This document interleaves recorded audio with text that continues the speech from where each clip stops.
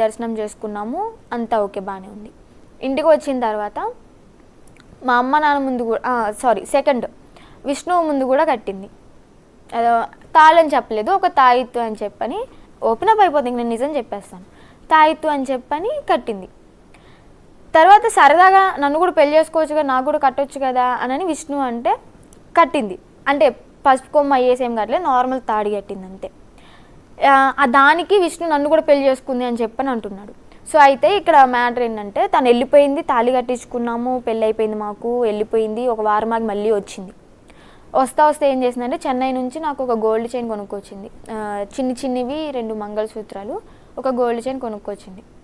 అది మా ఫ్యామిలీ అందరి ముందే చైన్ మెల్ల వేసింది. మా అన్నయ్య, మా నాన్న, మా అమ్మ ముగ్గురు ఉన్నారు, చైన్ మెల్ల వేసింది. ఇష్టం లేకపోతే మరి అప్పుడే ఆపొచ్చు కదా మా పేరెంట్స్కి. చక్కగా కట్టాము, ఆశీర్వాదం తీసుకున్నాము, కోడలి పిల్ల అని పిలుచుకున్నారు. ఇంట్లో అందరం ఒక ఫ్యామిలీలా కలిసిపోయాము. ఆమె వెళ్ళిపోయిన తర్వాత కూడా ఫోన్లు చేసి మా మమ్మీని ఏమని పిలుస్తుంది అంటే, తను సుందరి అని పిలుస్తాయి. ఏంటి సుందరి, ఏం చేస్తున్నావు అంటే, ఏంటి కోడలి పిల్ల, తిన్నావా, ఎలా ఉన్నావు అని బాగోగులన్నీ బాగా తెలుసుకునేవాళ్ళం, మంచిగా ఉండేవాళ్ళం. మధ్యలో ఈ విష్ణుకి నచ్చలే అలాగా, తనకి క్లోజ్ అయిపోతున్నామని ఏమో కానీ, లేదా నేను అటు అట్రాక్ట్ అయిపోతున్నాను, ఏ మైండ్తో థింక్ చేసాడో తెలియదు కానీ తనకి నచ్చలేదు. నచ్చకపోవడం వల్ల సో ఇంకా తన మీద లేనిపోని అన్నీ చెప్పడాలు అవి క్రియేట్ చేశాడు. మా మమ్మీ వాళ్ళకి బ్యాడ్గా చెప్పడం, లేదంటే మా మమ్మీ వాళ్ళకి ఇష్టమే, వాళ్ళ ముందే కదా నేను తాళి కట్టించుకుంది. వీడియోస్ కూడా ఉండాలి, మరి ఆమె దగ్గర ఉండాలి, ఉన్నాయో లేవో తెలీదు. అంటే మీరు ఇష్టపూర్వకంగానే అఘోరిని పెళ్లి చేసుకున్నారా? అవును. అంటే ఏంటి అంటే మీరు అనుకోవచ్చు, ఒక అబ్బాయిని పెళ్లి చేసుకుంటే మంచి లైఫ్ ఉంటుంది కదా అని. నేనేంటంటే తన జెన్యూనిటీ నాకు నచ్చింది. తన అమ్మాయా అబ్బాయా అదర్సా అని నేను ఎప్పుడు థింక్ చేయలే. జెన్యూనిటీగా ఉంటే చాలు, నాకు ఒక తోడు ఉంటే చాలు. పిల్లలు అంటారా, ఏదో ఒక అనాథాశ్రమంలో తెచ్చుకుని పెంచుకోవచ్చు, వాళ్ళకి లైఫ్ ఇచ్చినట్టే అవుతుంది. ఇంకా నాకు సెక్స్ అంటారా, సెక్స్ మెయిన్ కాదు నాకు, ఎప్పుడు నాకు సెక్స్ మీద ఇంట్రెస్ట్ లేదు. సో అలాగా తనకి ఒక లైఫ్ ఇచ్చినట్టు అవుతుంది, నేను కూడా తనకు తోడున్నట్టు ఉంటుంది, తను నాకు తోడున్నట్టు ఉంటుంది. ఓకే, మేమిద్దరం మనస్ఫూర్తిగా మా మనసులు కలిసాయి, మనస్ఫూర్తిగా ఇష్టపడ్డాము, పెళ్లి చేసుకున్నాము. వీళ్ళకి తెలుసు ఆల్రెడీ, అందరికీ, మా ఫ్యామిలీ అందరికీ తెలుసు, విష్ణుకి కూడా తెలుసు.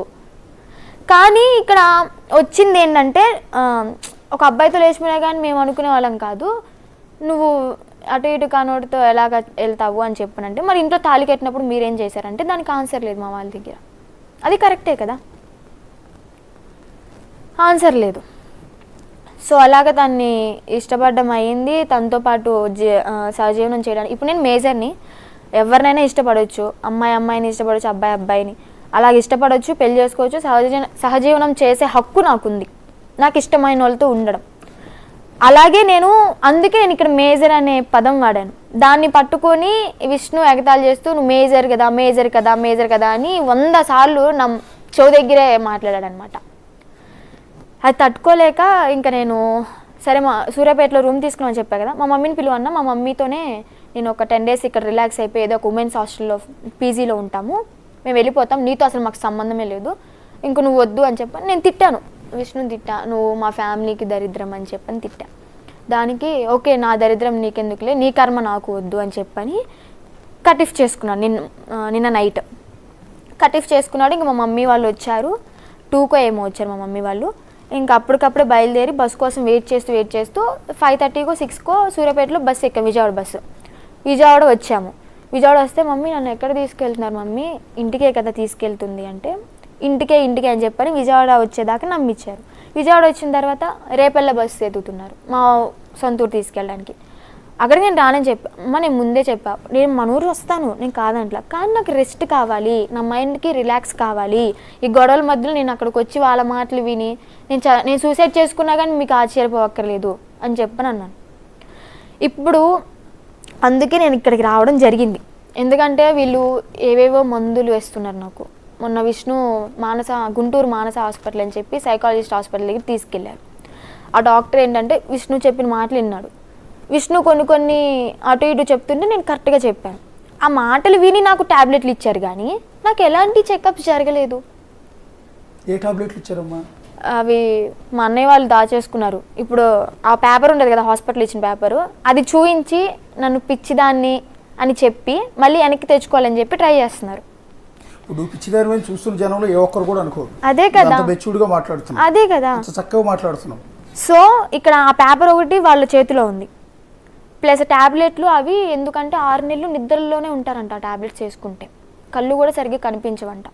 అలాంటి ట్యాబ్లెట్స్ తీసుకున్నాడు విష్ణు. నాకు బేసిక్గా సైకాలజిస్ట్ దగ్గరికి వెళ్ళినప్పుడు చెకప్స్ మెయిన్ జరుగుతాయి, విపరీతమైన చెకప్ చేస్తారు, కౌన్సిలింగ్ చేస్తారు. ఒక 2-3 అవర్స్ అసలు నువ్వు ఎందుకు సఫర్ అవుతున్నావు, ఎందుకు టెన్షన్ పడుతున్నావు అని ఒక 2-3 గంటల టైం తీసుకుంటారు. అయ్యో అసలు మేము 10 minutes కూడా లేము డాక్టర్ దగ్గర. తర్వాత కూడా ఇచ్చే టాబ్లెట్స్ ఏంటంటే యాంగ్జైటీ తగ్గడానికి ఒక టాబ్లెట్ ఇస్తారు, రిలాక్స్ అవ్వడానికి, హ్యాపీగా ఎక్కువ నిద్రపోతే నువ్వు మరుసటి రోజు పిచ్చి ఆలోచనలు, అధిక ఆలోచనలు రాకుండా ఉంటాయని నిద్ర పట్టడానికి టాబ్లెట్స్ ఇస్తారు. ఇవి తప్ప వేరే టాబ్లెట్స్ ఎవరు ఐస్ కూడా కనిపించవు అని చెప్పని అన్నారు, కళ్ళు కూడా కొంచెం మసమసగా కనిపిస్తాయి అని చెప్పని అన్నారు. ఓకే, అలాంటి టాబ్లెట్స్ ఇప్పించారు నాకు, నేను వేసుకోలేదు. ఓకే, మొన్న విష్ణు బలవంతం చేస్తే మధ్యాహ్నం టాబ్లెట్ ఒకటి చిన్నది ఉంటే అది ఒకటే వేసుకున్నాను. అది స్లీపింగ్, నిద్రపోవడానికి ఇస్తారు, సహజంగా ఇచ్చేది అది. ఎందుకంటే ఎక్కువ నిద్రపోతే ఏంటంటే యాంగ్జైటీ, ఆందోళన, రకరకాల స్ట్రెస్ ఇవన్నీ తగ్గుతాయి, హ్యాపీగా నిద్రపోతారని అది ఇస్తారు సహజంగా ఎవరికైనా సరే. ఇప్పుడు నేను చెప్పేది ఏంటంటే నాకు ఎలాంటి పిచ్చి లేదు, నేను మంచిగానే ఉన్నాను, మెంటల్లీ స్టేబుల్గానే ఉన్నాను, అన్నిట్లో పర్ఫెక్ట్ ఉన్నాను. అది నువ్వు బంగారు తల్లిలా ఉన్నావమ్మా. నువ్వు ఎక్కడ నీకు అలాంటిది ఉందంటే మేమే కాదు, ఇప్పుడు కొన్ని వేల మంది చూస్తున్నారమ్మా నిన్ను. చూస్తున్న ఏ ఒక్కరు కూడా నువ్వు నీలో ఇది కూడా లేదు, చాలా మెచ్యూర్డ్గా ఉన్నావు. బట్ ఏదో ఒక విషయంలో సఫర్ అవుతున్నావు అనేది నాకు కూడా అర్థమవుతుంది, చూస్తున్న జనానికి. సఫర్ అవుతున్నావు అంటే అఘోరమ్మతోనే ఉండాలని నేను అనుకున్నప్పుడు, మీరు గుజరాత్ నుంచి తీసుకొచ్చేది అది ఫస్ట్ టైం అనుకుంటున్నారు, కానీ అంతకుముందు నేను వాళ్ళ ఇంట్లో కూడా ఉన్నాను. అఘోరమ్మతో కలిసి బెల్లంపల్లి వాళ్ళ ఫ్యామిలీ దగ్గరకు కూడా వెళ్ళాం. వాళ్ళ ఫ్యామిలీకి కూడా తెలిసి మేము మ్యారేజ్ చేస్తామని.